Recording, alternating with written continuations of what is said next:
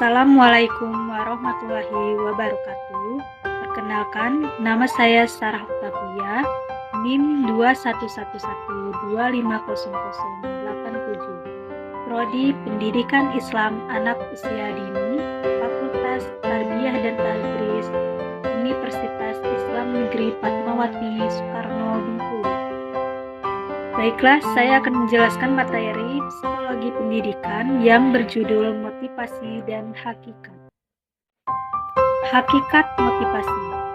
Motivasi merupakan faktor terpenting yang selalu mendapat perhatian di dalam berbagai usaha yang ditunjukkan untuk mendidik dan membelajarkan manusia, baik di dalam pendidikan normal, non-formal, ataupun informal. Biasanya guru merefleksikan perhatiannya terhadap motivasi siswa dengan berbagai pertanyaan. Bertitik tolak pada hal tersebut, maka hakikat motivasi merupakan hal yang perlu dipahami oleh pendidik atau pihak-pihak yang berkaitan dengan pengembangan sumber daya manusia. Motivasi dapat didefinisikan sebagai suatu tenaga yang mendorong dan mengarahkan perilaku manusia untuk mencapai tujuan yang akan dicapainya. Hakikat motivasi pembelajaran ada dua, yaitu 1. Motivasi internal atau intrinsic motivation. Motivasi internal merupakan daya dorongan dari dalam diri seseorang untuk melakukan sesuatu untuk mencapai tujuan yang diinginkan. 2. Motivasi eksternal, extrinsic motivation. Motivasi eksternal merupakan daya dorongan dari luar diri seseorang siswa atau peserta didik berhubungan dengan kegiatan belajarnya sendiri. Berbagai pandangan terhadap motivasi. 1. Pandangan behaviorisme terhadap motivasi. Menurut paham behavioristik, motivasi merupakan faktor eksternal yang perlu didesain untuk mengubah perilaku individu sesuai dengan perilaku yang diharapkan dengan jalan melakukan modifikasi yang perlu diterapkan dengan mengaplikasi konsekuensi dari perilaku yang ditampilkan individu seperti reinforcement dan punishment. 2. Pandangan kognitivisme terhadap motivasi. Motivasi menurut paham kognitivisme merupakan faktor yang datang dari dalam diri manusia. Oleh sebab itu, individu tidak secara otomatis memberikan respon terhadap peristiwa-peristiwa yang datang dari luar dirinya atau berbagai tindakan yang berkaitan dengan motivasi eksternal. Motivasi menurut teori Maslow.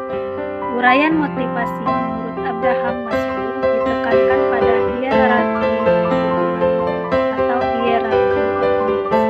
Menurut Maslow, kebutuhan manusia yang tidak terpuaskan merupakan dasar dari motivasi melakukan berbagai kegiatan.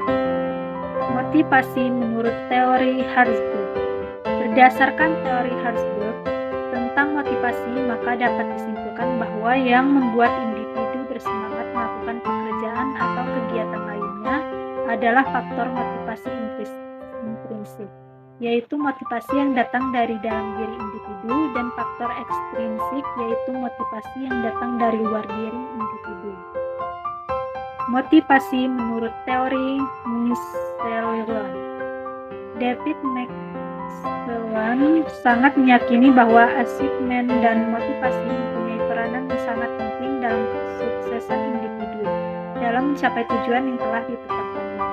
David Macmillan menyatakan bahwa terdapat 3 jenis motivasi, yaitu motivasi berprestasi, motivasi terhadap kekuasaan, dan motivasi afiliasi. Motivasi menurut Bloom. Menurut Bloom, motivasi adalah hasil interaksi dari 3 faktor, yaitu 1. Seberapa besar seseorang menginginkan imbalan atau valensi. 2. Perbuatan atau usaha yang akan menghasilkan apa atau harapan. 3. Perkiraan bahwa prestasi akan menghasilkan perolahan atau instrumentalitas.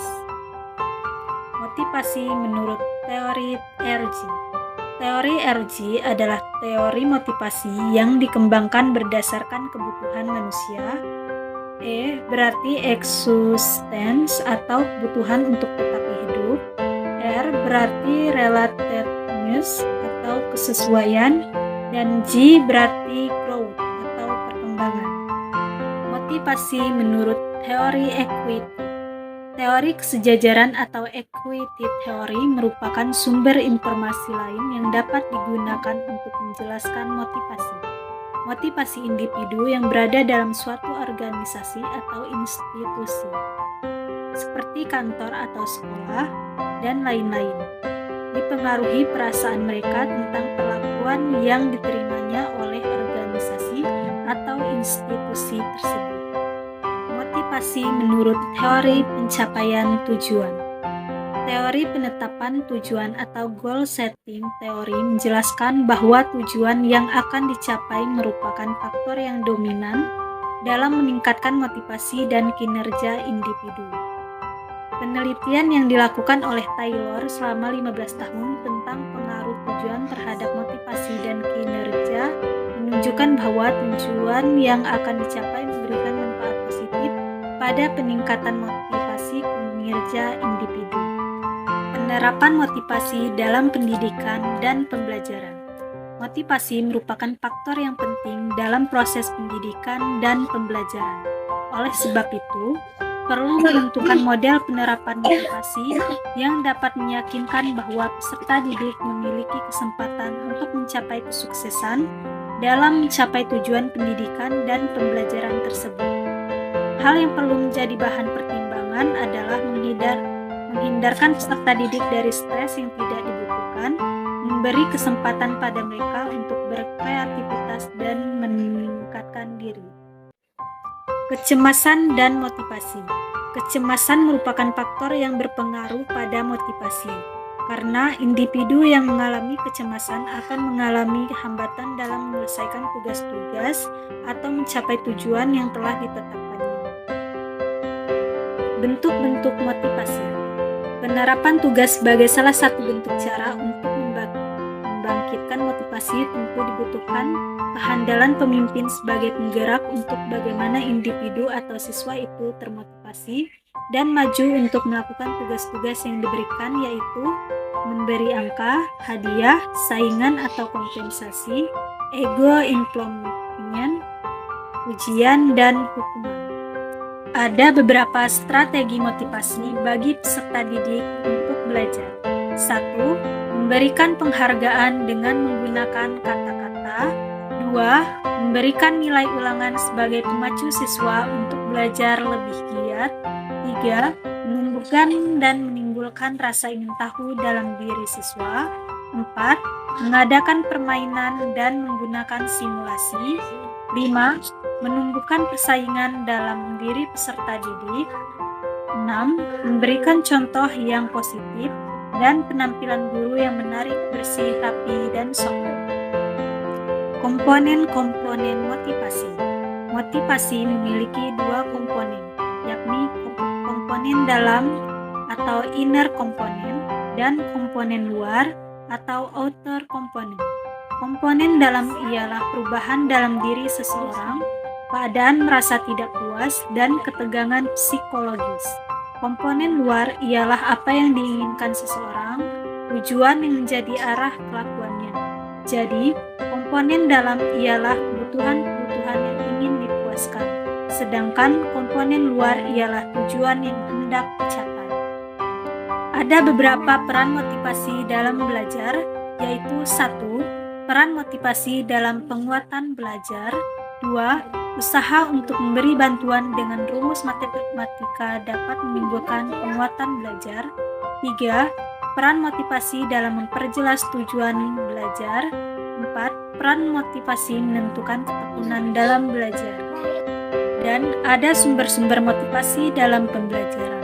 1. Adanya sifat ingin tahu dan ingin menyelidiki dunia yang lebih luas. 2. Adanya sifat kreatif yang ada pada manusia dan keinginan untuk maju. 3. Adanya keinginan untuk mendapatkan simpati dari orang tua, guru, dan teman-teman. 4.